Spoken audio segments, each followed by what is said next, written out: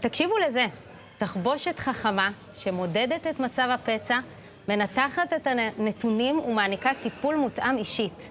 זה נשמע כמו מדע בדיוני, אבל זה כבר כאן. הטכנולוגיה הזו לא רק מצילה חיים, היא גם עתידה לשנות את מערכת הבריאות.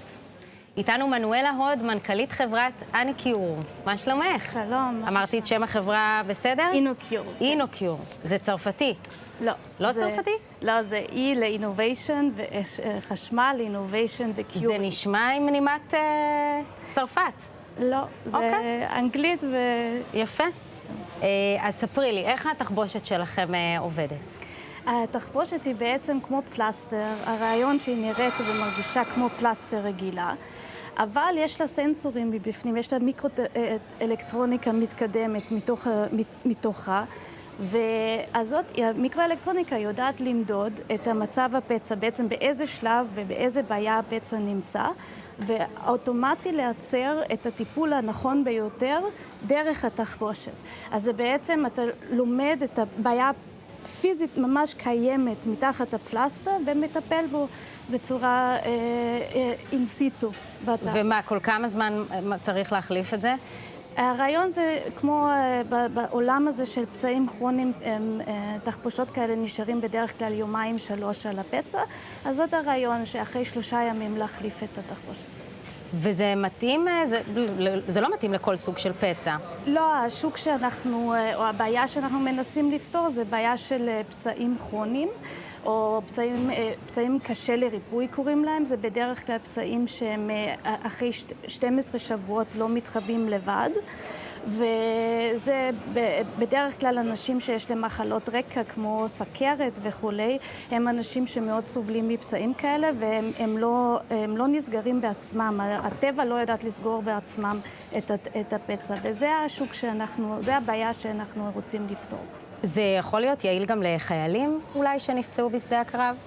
אנחנו כן חושבים על זה, לצערנו לא היינו יכולים להיות שם בינתיים כי עוד אין לנו את האישורים הרפואיים הנדרשים, אבל זה, אני מקווה שלא צריך, אבל אם בהמשך צריך זה גם משהו שאנחנו יכולים לעבוד עליו.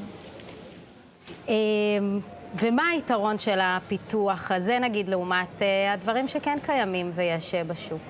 היום כל הפתרונות שקיימים בתחום הזה הם בעצם לחפש, לנסות, trial and error. אתה מנסה משהו, אתה נראה איך זה מתקדם, וזה אין בסיס של מידע. מחליפים תחבושות, מסתכלים פעם בשבוע, זה זבל לבן אדם, זה זבל למערכת הבריאות, זה המון כסף והמון זמן. וההבדל שאנחנו מביאים, אנחנו בעצם מסתכלים על כל התהליך הזה, הופכים אותו לדיגיטלי ועל data driven. אנחנו יודעים בכל רגע נתון מה המצב, וגם המערכת הבריאות, הרופא, המטפל, האחות, וגם הפציינט עצמו יודע מה הוא צריך לעשות ומקבל את המידע, לקבל את הטיפול הטוב ביותר. וזה מיועד לשימוש בבתי חולים, או גם לשימוש פרטי, שממש כל אחד יכול להחליף לעצמו בבית? גם וגם, אבל בעיקר לבית. הרעיון שאנשים בבית מקבלים את זה ברשם עם הרופא, ואז יכולים להשתמש את התחבושת בבית. ובאיזה שלב אתם נמצאים מבחינת החדירה לשוק? אז אנחנו בשלבים של פיתוח סופי של המוצר הראשון, והכוונה שלנו שנה הבאה, ב-2026, להיות מוכנים לשוק הראשון, שזה אנחנו מתכוונים בינתיים לארצות הברית. לארצות הברית. לארצות הברית. כי אנחנו צריכים את הרגולציה, אז הרגולטור הראשון זה יהיה ה-FDA בארצות הברית. וכמובן שאתם מתכננים, זאת אומרת שזה יהיה בסופו של דבר גם בישראל, גם בעוד מקומות בעולם, מה התכנונים שלכם? אנחנו חולמים על כל העולם, אבל אנחנו נתחיל בארצות הברית. אחרי ה-FDA אנחנו יכולים להביא אותו לארץ, זה צריך להיות בתהליך הזה.